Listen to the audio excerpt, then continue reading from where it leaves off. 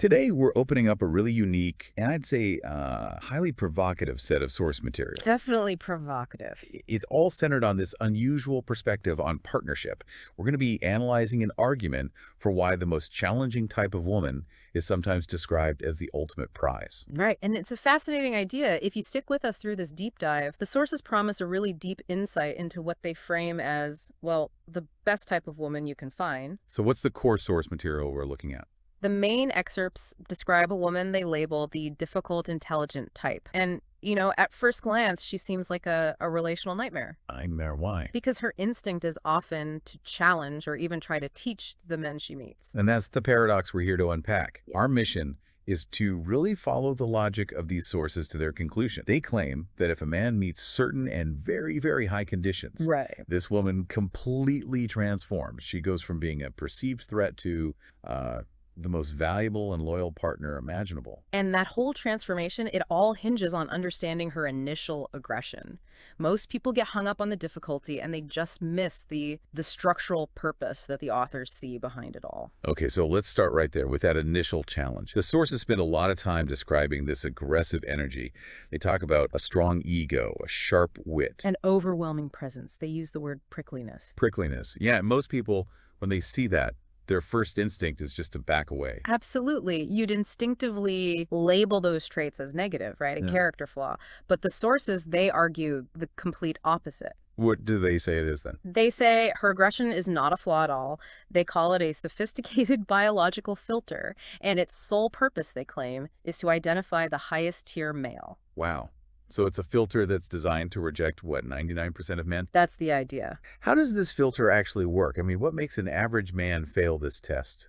It's primarily through verbal engagement. The Hmm. descriptions say she will just verbally dismantle an average man almost for sport. For sport. It seems like it. She uses her intellect to crush his ego, not because she's malicious, but because she's testing his frame, his structural integrity under pressure. And what about the guys who try to get around that by being, super submissive or agreeable? The sources are, well, they're scathing about them. They call them the beta orbiters. Beta orbiters. Yeah, the men who cower or try to appease her, she despises them.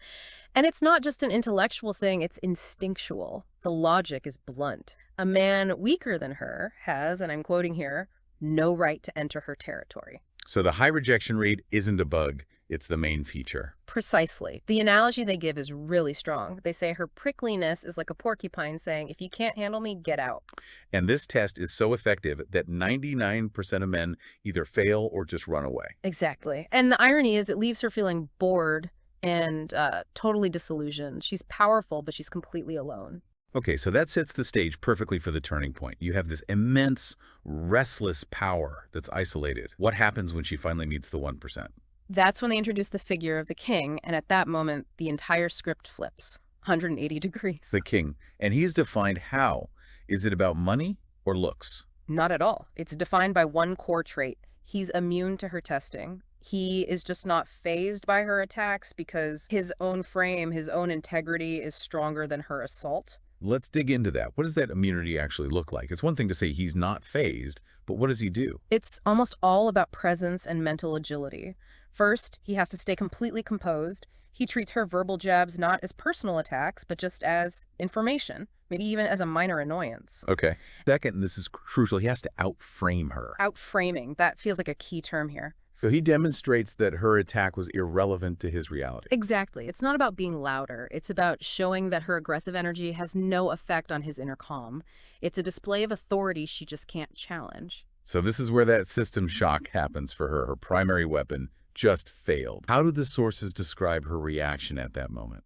They say she freezes. It's an involuntary halt. She has this moment of profound self-reflection where she's asking herself, wait, my attacks aren't working. He's not scared. Who is this man? And that freeze, that's the pivot point. It's the sign that she's finally found something or someone she respects. Yes. Consciously, unconsciously, her filter has found what it was hunting for all along. A man stronger than herself. A man whose strength means she can finally surrender. Surrender the burden, yeah. The burden of always being the dominant force. She can finally respect him. And this transformation of her energy, they describe it as immediate and total. Completely. The sources claim that all that massive aggressive energy she was projecting outward suddenly just changes direction.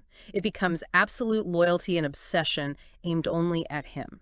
That's a huge shift. It is. It's the moment where her chaotic, wandering energy has finally found a container called order.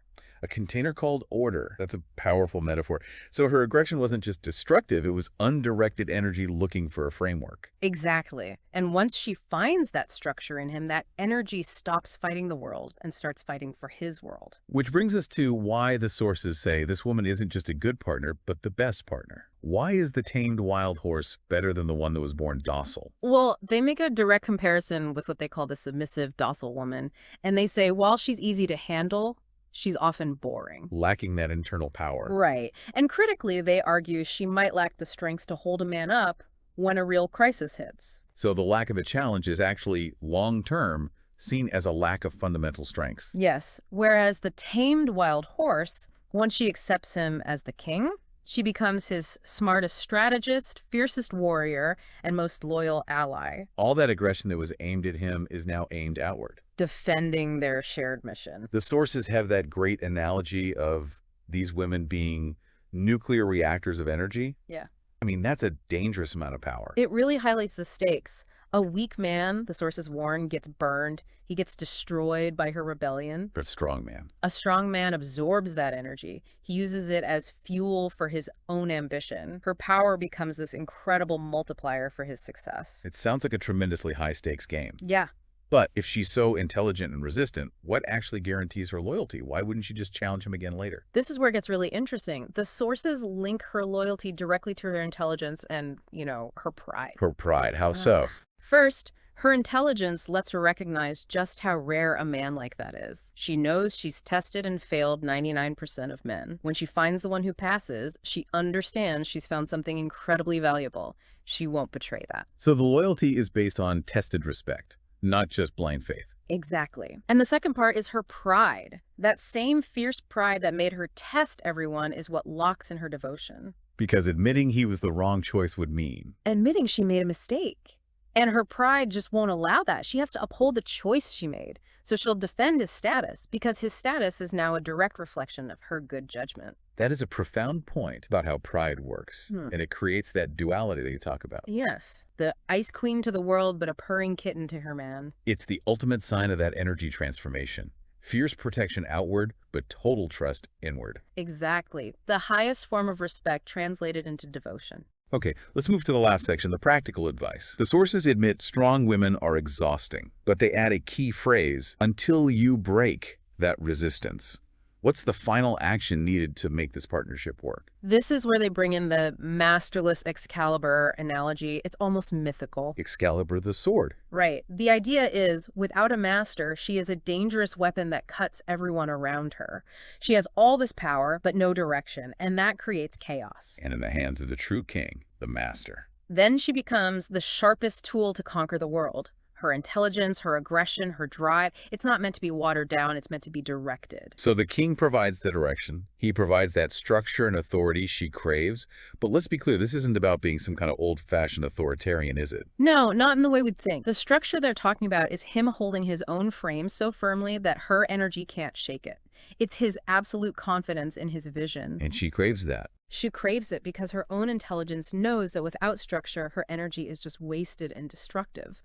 She wants the confidence to finally be able to rest her own internal battle. So you're not taming her spirit. You're building a container for it that's strong enough to handle its output. That's a perfect way to put it. And the sources confirm this. They say when that structure is provided, her lost wandering energy will inevitably converge entirely on you. So for you, the listener, the core insight from this deep dive is that the immense value of this difficult partner comes from the sheer scale of her energy. And when that energy is channeled correctly through proven strength and authority, it transforms. It goes from chaotic rebellion into absolute strategic devotion. It's been a fascinating exploration. And it leaves us with a really big question, I think. If this aggressive filter is designed to find superior strength, does that desire for order mean that any truly intelligent, high-power person is fundamentally seeking structure to manage their own internal power? That's a great point. It sort of raises the question of whether power just naturally seeks greater power as a way to find stability. And that's regardless of gender. Exactly. A fantastic thought to leave you with. It pulls this whole thing away from just relationship advice and into the fundamental dynamics of energy itself. Thanks for sharing these sources with us. We hope this gives you a lot to think about, especially on what really fortifies a partnership.